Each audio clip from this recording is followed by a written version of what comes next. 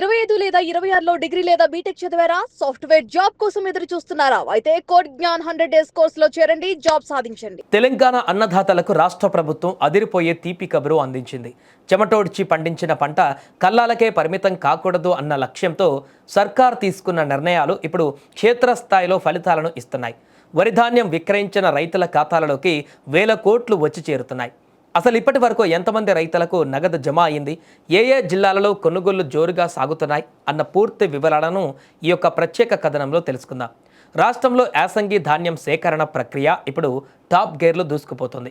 తాజా లెక్కల ప్రకారం ప్రభుత్వం ఇప్పటి వరకు 1,129.43 కోట్లను నేరుగా రైతుల బ్యాంకు ఖాతాలలోకి జమ చేసింది. సుమారు 1.54 లక్షల మందికి పైగా రైతులు ఇప్పటికే ఈ లబ్ధిని పొందారు.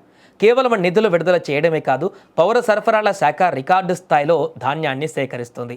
ఈ సీజన్లో ఇప్పటి వరకు 12.38 లక్షల మెట్రిక్ టన్నుల ధాన్యాన్ని ప్రభుత్వం కొనుగోలు చేసింది.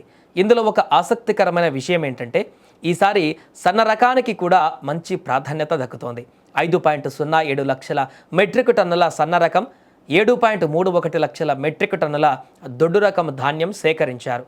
రైతు తన పంటను అమ్ముకోవడానికి కిలోమీటర్ల దూరం వెళ్లాల్సిన అవసరం లేకుండా ఊరి సమీపంలోనే కొనుగోలు కేంద్రాలను ప్రభుత్వం ఏర్పాటు చేసింది. ధాన్యం సేకరణ కోసం రాష్ట్ర వ్యాప్తంగా మొత్తం 8,575 వరి కొనుగోలు కేంద్రాలను ఏర్పాటు చేశారు. వీటి నిర్వహణ బాధ్యతలను వివిధ సంస్థలకు అప్పగించారు. 4,455 కేంద్రాలను ప్రాథమిక వ్యవసాయ సహకార సంఘాలు నిర్వహిస్తున్నాయి. 3,563 కేంద్రాలను ఇందిరా క్రాంతి పథకం గ్రూపులు నిర్వహిస్తున్నాయి. ఇక మిగిలిన 557 కేంద్రాలను ఇతర సహాయక సంస్థలు పర్యవేక్షిస్తున్నాయి. రాష్ట్రంలోని పలు జిల్లాలలో ధాన్యం సేకరణ ప్రక్రియ అత్యంత వేగంగా కొనసాగుతుంది. ముఖ్యంగా నిజామాబాద్, నల్గొండ, కామారెడ్డి, సూర్యాపేట, కరీంనగర్, జగిత్యాల, మెదక్, యాదాద్రి భువనగిరి, పెద్దపల్లి, సిరిసిల్ల జిల్లాలలో రైతుల నుంచి ధాన్యం సేకరణ ముమ్మరంగా సాగుతున్నట్లు అధికారులు తెలిపారు. అధికారుల పర్యవేక్షణ పెరగడంతో గతం కంటే ఈసారి మిల్లులకు ధాన్యం తరలింపులో జాప్యం తగ్గింది. ఈసారి ప్రభుత్వం అనుసరిస్తున్న వ్యూహం ఏంటంటే, ధాన్యం సేకరణ, రవాణా, నగదు జమ, ఈ 3 ప్రక్రియలను లింక్ చేయడం. దానివల్ల ఒకటి, మధ్యవర్తుల బెడద ఉండదు. నేరుగా ఖాతాలలో నగదు పడడం వల్ల దళారుల దోపిడీకి అడ్డుకట్ట పడుతుంది. ఇక రెండవది, ట్రాన్స్పోర్ట్ స్పీడ్. కల్లాల వద్ద ధాన్యము తడవకుండా ఉండేందుకు వెంటనే రైస్ మిల్లులకు తరలించేలా ముందస్తు చర్యలు చేపట్టారు. ఇక మూడవది, ముందస్తు పెట్టుబడి.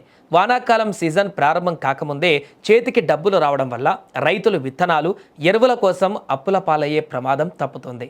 ఇక మిగిలినవి ఇతర శాఖల ద్వారా నడుస్తున్నాయి. ప్రభుత్వం యంత్రాంగం వేగంగా పనిచేస్తున్నప్పటికీ అక్కడక్కడ తేమ శాతం విషయంలో రైతులు జాగ్రత్తలు వహించాలని అధికారులు సూచిస్తున్నారు. ప్రభుత్వం ప్రకటించిన మద్దతు ధర పొందాలంటే నాణ్యతా ప్రమాణాలు పాటించడం అవసరం. కొనుగోలు కేంద్రాల వద్ద ధాన్యం నిల్వలు పెరిగిపోకుండా, క్షేత్రస్థాయిలో ఎటువంటి ఇబ్బందులు తలెత్తకుండా అధికారులు ముందస్తు చర్యలు చేపట్టారు. సేకరించిన ధాన్యానికి ఎటువంటి జాప్యం లేకుండా నిర్ణీత రైసు మిల్లులకు తరలించేందుకు వేగవంతమైన రవాణా చర్యలను అమలు చేస్తున్నారు. దీనివల్ల కొనుగోలు కేంద్రాల వద్ద రైతులకు నిరీక్షణ తప్పడమే కాకుండా ధాన్యం నిల్వలకు భద్రత పెరుగుతోంది. ప్రభుత్వం తీసుకుంటున్న ఈ చర్యల పట్ల రైతులు హర్షం వ్యక్తం చేస్తున్నారు. ముఖ్యంగా నేరుగా బ్యాంకు ఖాతాలలో నగదు జమ కావడం వల్ల దళారుల బెడద తప్పిందని, తమ పెట్టుబడికి సకాలంలో ప్రతిఫలం అందుతుందని రైతులు అభిప్రాయపడుతున్నారు.